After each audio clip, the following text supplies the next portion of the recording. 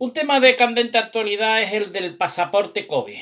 Que si es ilegal, que si es anticonstitucional, que si no te lo pueden pedir, que si sí, que si no. Tenemos hecho un auténtico lío.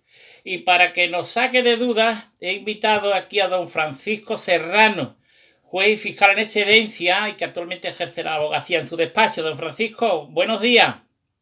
Buenos días, pues nada, encantado de estar en tu canal. A ver, aclárenos. Empecemos por el principio. ¿Es anticonstitucional el pasaporte COVID?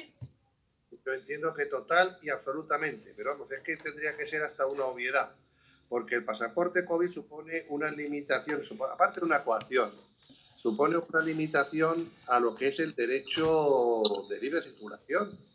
El derecho de entrar en cualquier establecimiento no se puede limitar ni restringir por razones, además, que no son sanitarias, porque nos están incluso también atacando lo que es el derecho a la intimidad y lo que es todo lo que es la protección de datos. Todos esos tipos de derechos pueden ser restringidos y limitados por razones de fuerza mayor, por razones muy excepcionales. Pues sí, declarando el gobierno, con la aprobación de las Cortes, un estado de emergencia o un estado mejor de excepción. Ante una alerta sanitaria, si consideran que esa alerta sanitaria es de tal calibre para limitar y restringir derechos fundamentales, acudiendo a esta ley orgánica que regula el estado de excepción, pues es el gobierno el que podría haberlo hecho. Pero las comunidades autónomas aprobándolo después los tribunales superiores de justicia, ¿eso de qué? ¿Cuándo se puede hacer por decreto algo que es contrario a la Constitución? Eso supone un auténtico abuso, una auténtica extralimitación y desde luego es ilegal y contrario a la Constitución. Y de hecho ya se están recurriendo también ante los tribunales superiores de justicia pues estas extralimitaciones que son contrarias a nuestros derechos, que nos suponen una coacción, porque y nos dicen que la vacunación es algo voluntario, porque claro, si la vacunación después tiene consecuencias y se le piden responsabilidades, ¿a quién se le van a pedir responsabilidades? A las farmacéuticas que ya han firmado con los estados que ellos no van a tener ninguna responsabilidad en esta vacunación de tipo experimental. ¿Se lo vamos a pedir a los estados? No, nos van a decir que ha sido voluntaria. Usted se ha vacunado voluntariamente.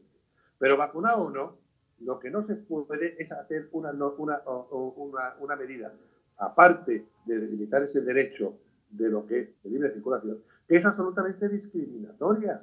Es contraria al principio de igualdad.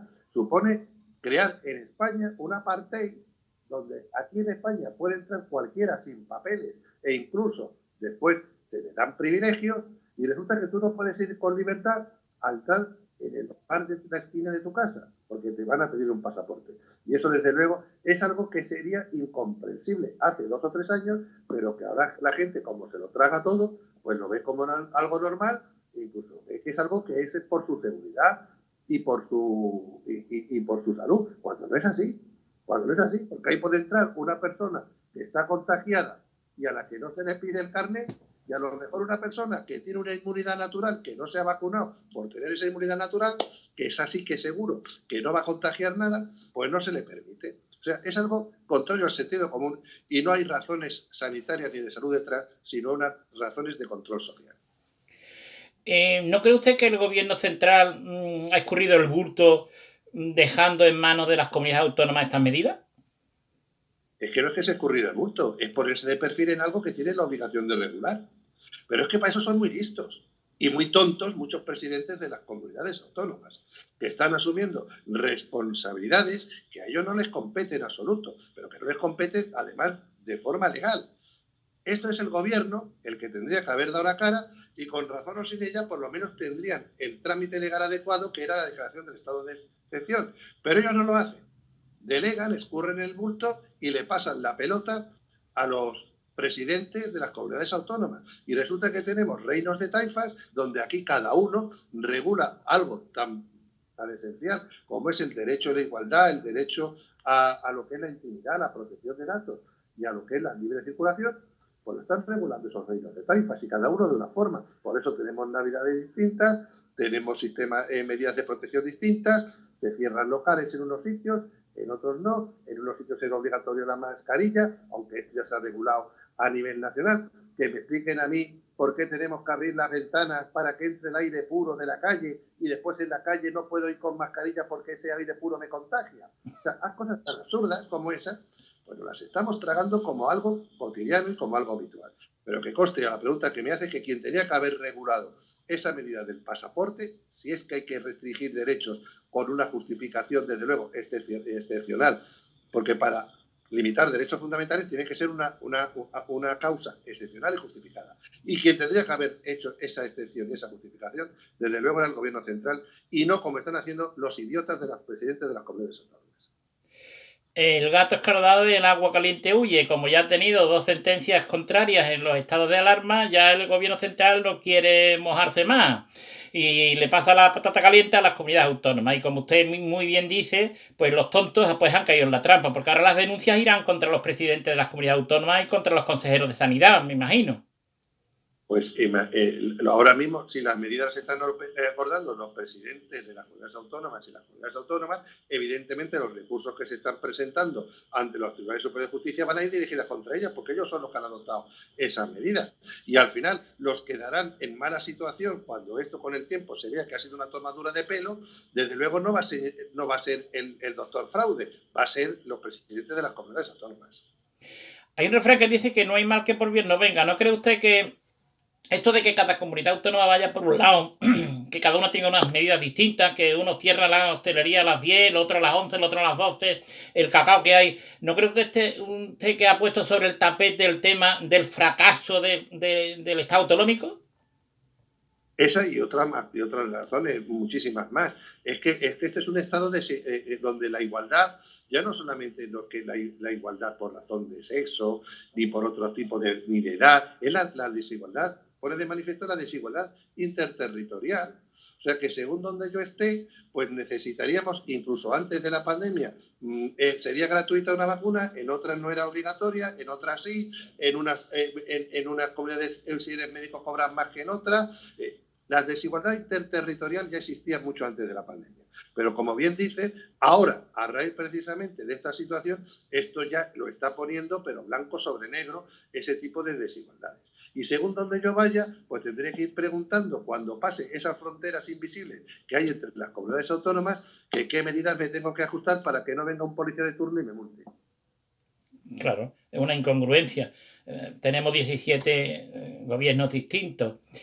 Bueno, pues ya para finalizar, me gustaría que nos diera un consejo sobre los que van a entrar en un lugar y eso que de mí, esto es mío.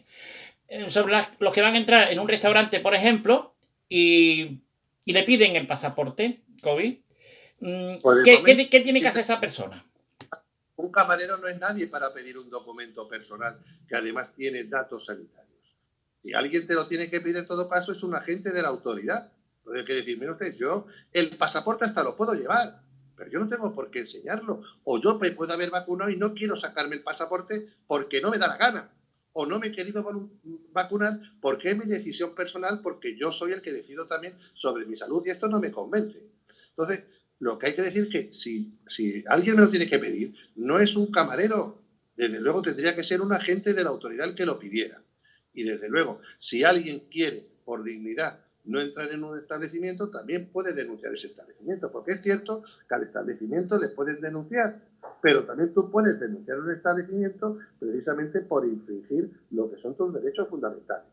Lo que pasa es que la gente muchas veces, por no encontrarse problemas y porque lo que quiere es simplemente ir a tomar una cerveza o salir con sus hijos o con los abuelos a la calle, por no tener problemas, al final se quedan en una terraza y nos condenan a pasar frío cuando lo que tendríamos que hacer es acudir a procedimientos de protección de derechos fundamentales, pero claro, litigar, aparte de costoso, es molesto y la gente muchas veces no quiere tener problemas. Pero que conste que aquí realmente, por dignidad, muchas veces lo que no se tiene que pasar es por el agravio de tener que decirle que para entrar en un establecimiento que está no de su casa te tengan que pedir un pasaporte, y a cualquiera que llegue a nuestro país por la frontera o se salte la valla de Melilla no se le pida absolutamente nada y encima se le dé el privilegio de tener aquí un estatuto de acogida que por desgracia lo tiene mucha gente que está en la miseria y que está en situación de necesidad en nuestro país. Bueno, pues si no desea añadir nada más.